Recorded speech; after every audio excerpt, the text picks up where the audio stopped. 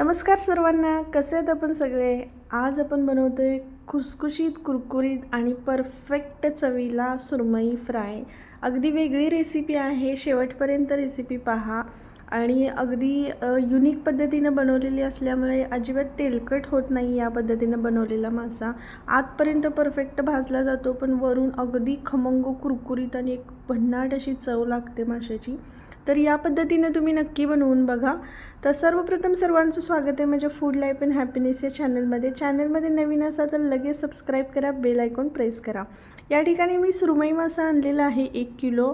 मासा स्वच्छ धुवून घेतलेला आहे. आणतानाच मी असे बारीक बारीक काप करून याचे घेऊन आले होते. धुवून घ्यायचं आहे आणि त्यानंतर आपण मसाल्याची तयारी करतो आहे. या ठिकाणी आलं घेतलेलं आहे, लसूण घेतलेलं आहे, कोथिंबीर आणि मिरची घेतलेली आहे. याची आपल्याला चांगली बारीक अशी वाटून पेस्ट बनवून घ्यायची आहे. या ठिकाणी पॅन ठेवलेला आहे. पॅनमध्ये मी तांदळाचं पीठ 3 चमचे ठेवलेलं आहे. हे पीठ आता मी भाजून घेणार आहे. तर हाच यातला सिक्रेट इन्ग्रेडियंट आहे की आपण याच्यामध्ये तांदळाचं पीठ हलकंसं भाजून घेऊन टाकणार आहोत. त्याने एक भन्नाट अशी चव येते फिशला. तर हे भाजलेलं तांदळाचं पीठ मी एका ताटामध्ये काढून घेतलं आहे.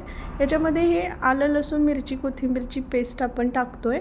आणि आता आपल्याला याच्यामध्ये धनेपूड 1 चमचा टाकायचा आहे आणि अर्धा चमचा जिरेपूड टाकायचे आहे. या ठिकाणी मी हा कांदा लसूण मसाला किंवा आमची चटणी जी आहे जी कोल्हापूर सांगलीमध्ये बनवली जाते ती टाकलेली आहे. चवीनुसार मीठ आणि लिंबू इथं अर्धा पिळून घेतलेला आहे. सगळे जिन्नस आता आपल्याला हाताने व्यवस्थित मिक्स करून घ्यायचे आहेत. लागल्यास थोडंसं याच्यामध्ये पाणी ओतून घेऊन याचं मस्त असं एक पिठाचा गोळा बनवल्यासारखं हे सगळा मसाला एकत्र एकजीव करून घ्यायचा आहे. या ठिकाणी आपला मसाला तयार झाला आहे. आता फिशचा एक एक पीस घेऊन आपल्याला या पद्धतीने व्यवस्थित फिश कोट करून घ्यायचे आहेत. मसाला सगळीकडे लागला गेला पाहिजे, कारण आपण याच्यावरती कोणतंच पहिलं मॅरिनेशन केलेलं नाही. आपण पहिल्यांदाच याच्यावरती आपण हे मसाल्याचं कोटिंग करून घेणार आहोत. त्यामुळे व्यवस्थित याच्यावरती कोट करून घ्यायचं आहे. याच पद्धतीने सगळे फिश आपल्याला कोट करून घ्यायचे आहेत. या ठिकाणी मी 1 किलोच्या माशाच्या प्रमाणामध्ये जो मसाला आहे तो बनवलेला आहे. तुम्ही या ठिकाणी मसाल्याचं प्रमाण कमी जास्त करू शकता.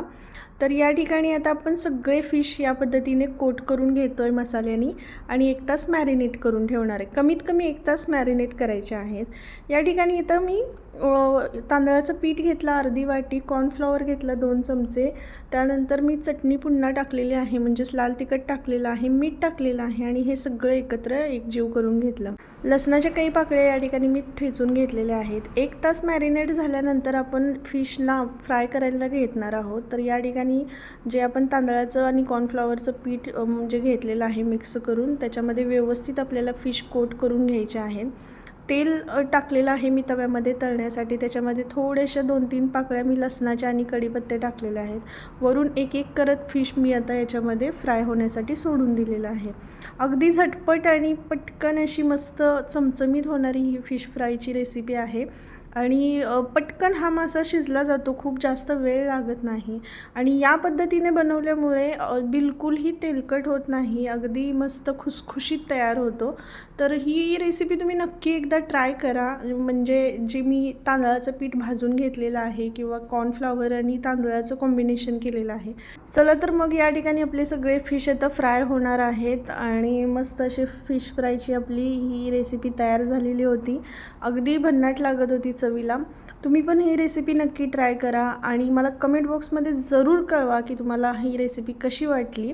आणि जर व्हिडिओ आवडला असेल तर लगेच सबस्क्राईब आणि लाईक आणि शेअर पण करून टाका. आणि वेळात वेळ काढून माझा हा व्हिडिओ बघितला त्याबद्दल सर्वांचे मनपूर्वक आभार. पुन्हा एकदा अशाच एका नवीन रेसिपीमध्ये भेटूया. तोपर्यंत बाय बाय, टेक केअर.